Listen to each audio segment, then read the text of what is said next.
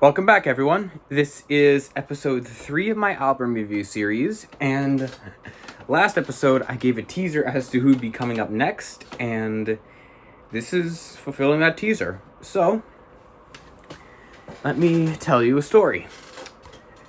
Metallica in the early 2000s wasn't really doing great because sales for Load and Reload weren't really going well at all. The Garage Inc., which was already half produced in the early 90s, wasn't doing that well either, but considerably more successfully.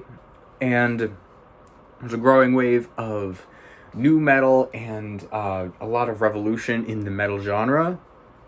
So, Metallica decided to make something out of it. So they produced the album that we're going to be reviewing today, Saint Anger. Now, I know you're wondering, why did you do Danger Days as a vinyl the first time, Vices and Virtues as a vinyl the second time, and then Saint Anger as a CD the third time? Why are you going to be defending it if you don't have it on vinyl, just on CD? And I'll tell you. The CD for this is really one of the only cost-effective options, because the vinyl is difficult to get. And also, this was got for Christmas last year. My mother told me, you're gonna have to be okay if some of the albums come on CD and not vinyl, and I had already asked for this one specifically on CD. I was going to display it over here because I had some books and stuff that I have displayed, and I was thinking maybe I could display both, but turns out we got a record player and a CD player, which gave me justification to buy records, which couldn't have made a better domino effect by putting Saint Anger CD on my Christmas list, because this is what made them ask if I had a CD player. I said no, and then we got both a CD and a record player. But that's a story for another time, like I said a few other episodes ago with Conventional Weapons. But this is actually a pretty in-depth CD, because you have the main disc and you have a whole booklet of lyrics, and then you also have this over here. Be careful pulling it out. This is actually a DVD of the rehearsals for the Saint Anger album. So, like, the demo tracks. And this is all in the standard edition, by the way. They don't even have a deluxe edition. Makes me wonder what they will have if they ever put one out. And so, yeah. And the thing is, a lot of people utterly despise this album. And especially Metallica fans. And Metallica is a fan base comprised maybe a good half of the way of metal purists who think that if it's not Kill 'Em All, sometimes you get a pass for Justice and Ride the Lightning, that they're only the real metal and everything after that is a sellout. But you have to know that they really wanted to change themselves after the death of Cliff Burton, and they couldn't really change it during Justice because it was already in production when Cliff was alive.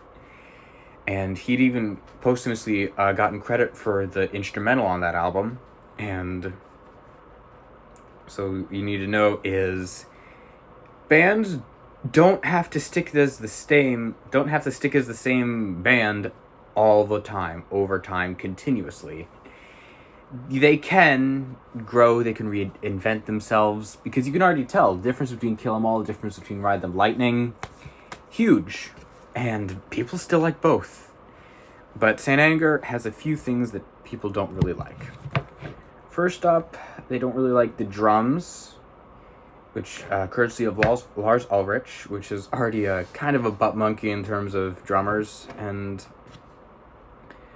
I don't really think he's that bad. And I honestly kind of like the snare sound, because I want to do a band someday, and I kind of want to make a song that has snares similar to what Saint Anger has, because if you don't compare it to any other of the albums, if you divorce this album from the entire rest of Metallica's discography, you will find that it's not that bad, actually. You're just given an expectation with all the other Metallica albums, and so you're conditioned to believe that this is what Metallica has sounded like, this is what it sounds like, and this is what it will always sound like. and then put this in, and you're suddenly all shocked. But it already changed a lot in the Black Album. They already changed a lot since Reload. And in the difference between Black Album and Load, James' vocals, he had a vocal injury, if I'm remembering correctly, and so he had to change the way he sang. And so that's another reason why it's different. The next thing people often talk about is the lack of guitar solos. And so I personally think you don't need to have a guitar solo to make a great song. You can put it all in the lyrics, you can put it all in, you could just give off the energy and people will take it in. And so next up, I know that a lot of people are talking about why does it sound so angry? Why is it called Saint Anger? But it's a commonly known story, but if you don't know, at that time, former bassist Jason Newsted had just left the band, and James was relapsing into his giant alcohol problem, and so there's a lot of fights. Lars and James were often butting heads with each other. Kirk was just there, and it was a hard time, and so they had to delay the production because James went into rehab. And during that was going on, they were looking for a new bassist, and they eventually settled on Robert Trujillo, the bassist of Suicidal Tendencies, a different metal band. And so he wasn't credited on this album because he didn't play on it, but he is given a mention in the booklet. And yeah, so it's angry because this is effectively Metallica's great big vent album, where they just take all of their anger and put it into musical form for the public to listen to and just get angry at and just let it out and just bam. And so if you're looking to be angry and you're looking for some really angry sounding music, this is the way to go. Saint Anger by Metallica. I think that by Metallica standards, since I'm not the biggest fan of them anymore, they're not really my favorite, and I've noted that some of their music can definitely be a little, at times. I think by Metallica standards, it's underrated. I think if you're a Metallica fan, you need to give it a chance, but the video is going to be over now.